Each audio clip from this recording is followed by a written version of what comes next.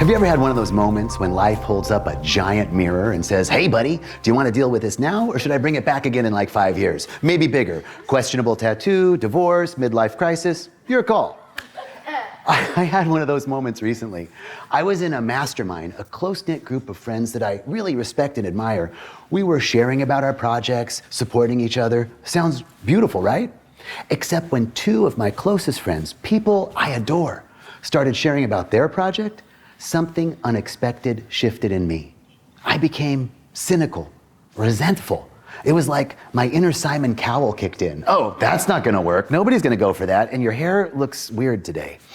No, I love these people. I kept reminding myself of that. But there I was, secretly hoping their project wouldn't succeed. And that is envy. You see, jealousy says, I want what you have. But envy says, I want what you have, and if I can't have it, I don't want you to have it. And that one stung. But underneath the envy, I noticed a deeper sadness, a familiar feeling of being left behind. And that's when I knew that life wasn't showing me something about my friends. Life was showing me something about me. We spend so much of life trying to become more productive, more focused, more creative, more spiritual, more everything. But what if real transformation isn't about becoming more, but about unbecoming? Unbecoming is the process that I discovered because of the mastermind moment. And it's not about fixing yourself. It's about releasing old stories so that the badass, noble, king and queen creator that you are can finally come shining through. I used to think that my best self was out there somewhere, probably hiding between a vision board and a silent meditation retreat. But the real transformation for me didn't come from a mountaintop revelation. It came from these far messier, raw, human emotions of envy and jealousy. So here I was, sitting with jealousy and envy, and wondering, what am I to do with these feelings? And as I felt the feelings, two core memories came rushing in. The first, I was 6 years old. My sister was in her high school's production of Oliver Twist. My parents took me to see the play, and the curtain rose, and there were all of my neighborhood friends playing the young orphans on stage. Obviously, their older siblings had told them about the play and how to be in it. I was in the audience going, why am I not up there? I mean, honestly, even at that young age, I knew if anybody deserved to be on that stage, it was me. So that moment left a mark. I told myself a story. People don't look out for me. I get left behind. The second memory, my brothers and father and I were doing a big yard cleanup. I was the youngest and too young to use power tools, so my job was to clean everything up after. I spent hours raking and cleaning and hauling things out to the street, but I had one thing motivating me that day. Mom bought donuts. We never had donuts. I wanted that donut so bad. So I was told that I couldn't have my donut until after I finished my work. So when I was all done, I went running to the kitchen to get my donut. And my evil older brothers had eaten my donut. I mean, I understand this isn't a villain origin story, but it left a mark on me. And the mark was, the story I told myself is, it doesn't matter how hard I try, someone else will take it. Maybe your story's different. Maybe your brother was a jerk, or you were the backup friend, the bench warmer, or maybe no matter how hard you tried, it was never good enough.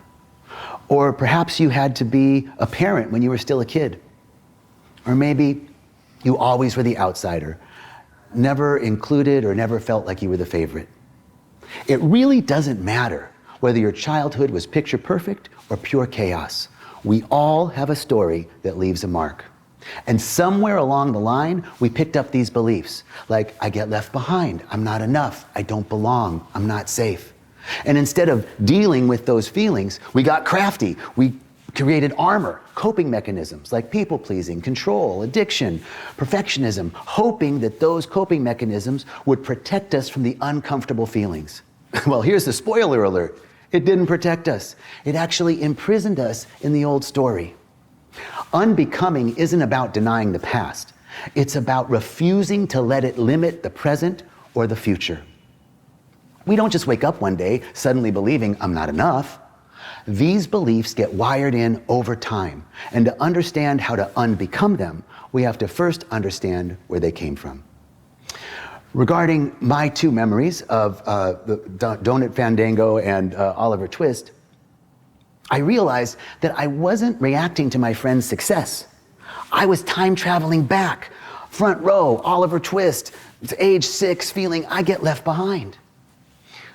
We think that our quirks and our triggers are just part of our personality. Kind of, that's who I am. I'm just a jealous person, or I'm just a perfectionist. But they're actually responses to deep emotional wounds. It's not so much about what happened, it's about the story that we tell ourselves about what happened. And so oftentimes what looks like people-pleasing or control or addiction is really just our nervous system saying, I don't want to do that pain again. It all starts with the amygdala. I mean, the amygdala is like the brain's drama queen. No, really. And I also think it would be a great drag name, don't you? Ladies and gentlemen, Miss Amygdala. But I digress. Okay, so the amygdala, see, she stores memories in feelings, not words. Think about touching a hot stove the first time when you were a kid. You learned instantly never to do that again. And years later, even though you knew the stove was cold, you hesitated before you touched it. The response was automatic. Amygdala doesn't know the stove's cold. She just screams, hot! And there you are, back in survival mode, acting like it's life and death over a group chat. These automatic responses don't mean that we're broken or cursed. It's like we get stuck in an emotional time warp. And the story that our emotional body's been telling us is long overdue for a rewrite. It happens in a chain reaction. First, we have an experience that leaves a mark or an imprint or a wound. And then a belief forms based on that experience. I'm not enough. I get left behind. I'm not safe. I don't belong. And then we develop coping mechanisms like hyper-awareness, avoidance, people-pleasing, control, addiction, hoping that those coping mechanisms will help us protect us from the pain of those beliefs. But here's the good news. Life is always giving us exactly what we need to heal, to unbecome the stories that are no longer valid. Regarding my memories of the Oliver Twist and the Donut Fandango, I asked my emotional body, what does it need to feel whole and free from this story? And that's when I created my mantra. A mantra is a new story, a way to rewire the emotional body when those old feelings of not enoughness and fear and doubt and worry come knocking. It's like a mind treatment that not only calms the emotional body, but it allows me to pause and actually choose how I want to respond instead of just reacting. So now, whenever feelings of not enoughness or envy or I feel like I'm left behind comes up, I say my mantra. Do you guys want to know what it is? Yeah? Okay, my mantra is, I am connected to everything and everyone. We are one. In this now moment, I am all that ever was, all that is, and all that ever shall be. I create what I want, and what I want comes to me with ease and grace in a magical way. Now, when I say that mantra, it immediately pulls me from comparison and worry into focusing on what are you creating, John? You're the creator of your life experience. What are you going to create? And your mantra is what helps you snap back.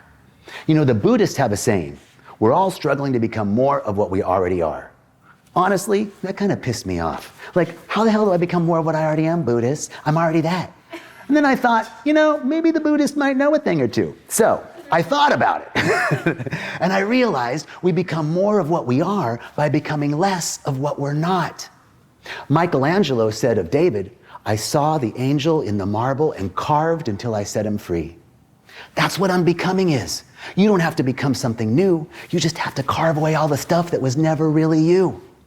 The process of unbecoming, I learned from the mastermind moment, and I've used it now with countless clients and students. And it has 4 parts.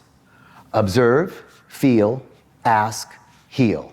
Let's do that again. Observe, feel, ask, heal. One more time. Observe, feel, ask, heal. By George, I think you've got it. Okay. So first we have to observe. We have to notice the pattern. If the same emotional pattern keeps coming up, you know, the next time you get angry or triggered, observe how you're feeling. And if that's a familiar pattern, it's not random. It's an invitation to heal. Like when I kept dating the same kind of person over and over again and wondering why it wasn't working. Life's so subtle sometimes. Anyway, that was my first key with the mastermind moment. I realized that envy and jealousy were familiar, and that familiarity was a clue. Next, we have to feel. We actually have to feel our emotions instead of stuffing them down, binge watching reality TV and eating ice cream. Or is that just me? Is that me? Okay. So instead, when jealousy and envy bubbled up, I didn't scroll, snack, suppress. I felt the emotions. I stripped away the story and felt. And in that stillness, the memories came. Third, we have to ask. Asking empowering questions shifts us from victim to creator. Instead of asking, why is this happening to me, or what's wrong with me, I ask, what is seeking to be healed? And what am I to learn from this? And it was in that moment that I realized that I asked the most empowering question. What does my emotional body need to feel free and whole from this story? I ask the emotional body because that's where the healing is. You see, intellectually and spiritually, I wanted the best for my friends. But emotionally, I was still 6 years old, front row at a play I wasn't in, craving a donut I never got. Now, the fourth step is to heal. We heal by using the power of the mantra to rewire our emotional body. A mantra isn't just a nice phrase. It's a spell of remembrance that snaps you back to remember the truth of who you are when fear, doubt, worry, lack, and limitation come knocking. A great mantra should do three things. First, it should remind you of your connectedness. Secondly, it should reaffirm your value and worth. And third, it should reclaim your power as creator. Now, let's take those one at a time. For connection, my first sentence is, I am connected to everything and everyone. We are one. For me, that's like a cosmic group hug. It reminds me I'm not out there solo, I'm plugged into the whole damn universe. For the second line of value and worth, my sentence is, I am all that ever was, all that is, and all that ever shall be. Now to me, that says I'm enough. But your words might be different. Whatever you choose as your second line, make sure it speaks to your soul and reminds you that you belong, that you're enough, that you are not broken. You were enough the moment you took your first breath, and your mantra will help you remember that. And third, for creator, my third sentence is, I create what I want, and what I want comes to me with ease and grace in a magical way. Now, this really shifts my awareness, refocuses me to what do I want to create. I stop waiting to be fixed or rescued or even asking permission. And I remember that I'm the creator of my life experience. I create my life through my thoughts, my words, and my actions. Whatever you choose, make these words speak to you. You may have been hurt. You may have been victimized. But your identity is not victim. Your identity is not trauma survivor forever. So if you find yourself in a place you don't want to be, playing a role you don't want to play anymore, your mantra becomes like spiritual chiropractic. It snaps you back to the truth of the bold, badass, noble creator that you are. A potent but powerful mantra might be, I am connected. This moment is enough and I'm enough in it. I'm the creator of my life experience. Whatever you choose, let it remind your soul that yes, I belong, yes, I'm enough, yes, I can create my life. And this is really the beautiful part of the renaissance of who you are when you unbecome. When we release limiting stories and step out of victimhood, we reclaim our power and begin to create our life with real joy, purpose, and connection. The world doesn't need more people trying to become something. The world needs more people free enough to be themselves. And right now, in this moment, this is the power of transformation. Personal transformation leads us to actually become a beneficial presence on the planet and be the change that we want to see in the world. And that's really the bigger picture to personal transformation. In Hindu mythology, Indra is the thunder god who lives high on a mountain where apparently all good thunder gods should live. So the story goes that Indra cast his net from this mountain across the entire universe. And at every intersection of that net is a jewel. And every jewel is a human soul. That jewel is you, and you, and you, and me.